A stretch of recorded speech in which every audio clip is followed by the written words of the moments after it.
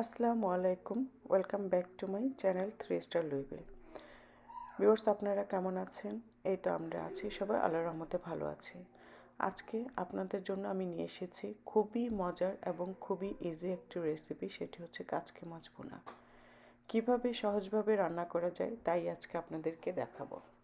এখানে আমি নিয়েছি বেশ কিছু কাচকি মাছ, ভালোভাবে ধুয়ে পরিষ্কার করে নিয়েছি, আর নিয়েছি একটা বড় অনিয়ন।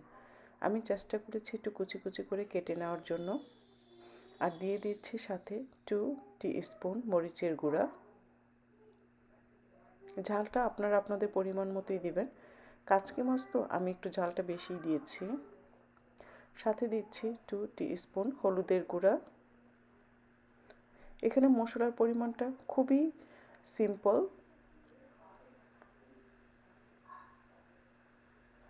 আর সাথে দিচ্ছি স্বাদ মতো লবণ।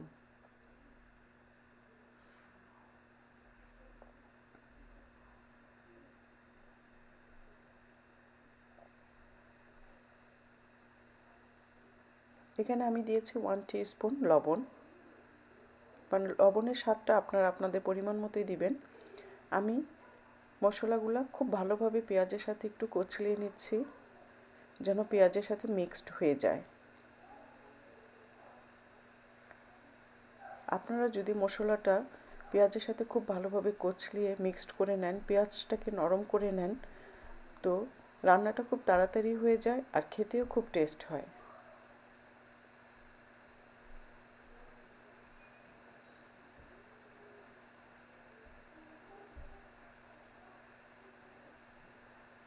এখন আমি দিয়ে দিচ্ছি ভেজিটেবল অয়েল।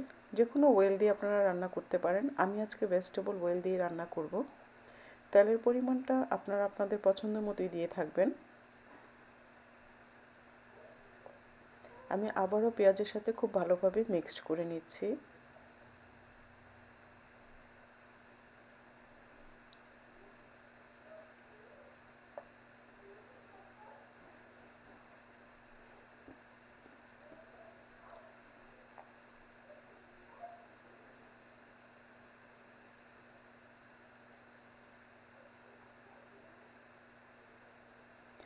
যখন পেঁয়াজটা এরকম নরম হয়ে আসবে, তখন আমি অ্যাড করব কাচকি মাছগুলা।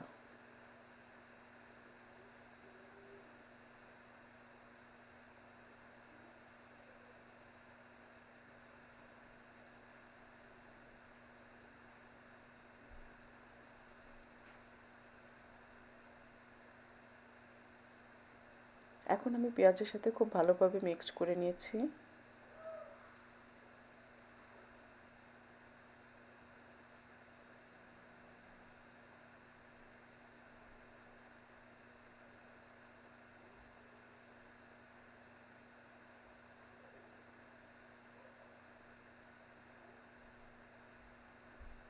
এখন আমি মেজারমেন্ট কাপের 1 কাপ পানি আমার হাত ধুয়ে ধুয়ে আমি আস্তে আস্তে সব জায়গায় ছড়িয়ে ছড়িয়ে দিচ্ছি। আর সাথে দিয়ে দিব বেশ কিছু কাঁচামরিচ।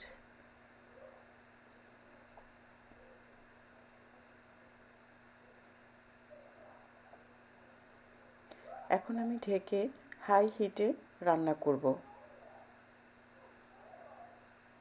যখন দেখব এরকম বলক হয়ে এসেছে, তখন আমি মিডিয়াম হিটে দিয়ে দিব।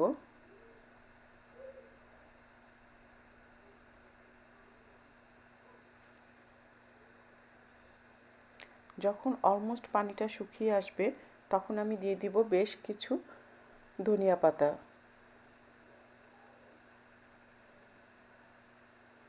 এখন আমি খুব ভালোভাবে ধনিয়া পাতাটা মাছের সাথে মিক্সড করে 5 মিনিট ঢেকে রেখে দেব।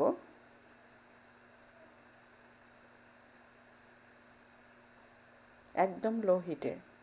5 মিনিট পরে দেখাচ্ছি আমার রান্নাটা কতটা সুন্দর হয়েছে। তো ভিউয়ার্স, আমার এই রেসিপিটা যদি ভালো লেগে থাকে, অবশ্যই লাইক, শেয়ার অ্যান্ড সাবস্ক্রাইব। আপনারা ভালো থাকবেন, আমাদের জন্য দোয়া করবেন। আল্লাহ হাফেজ।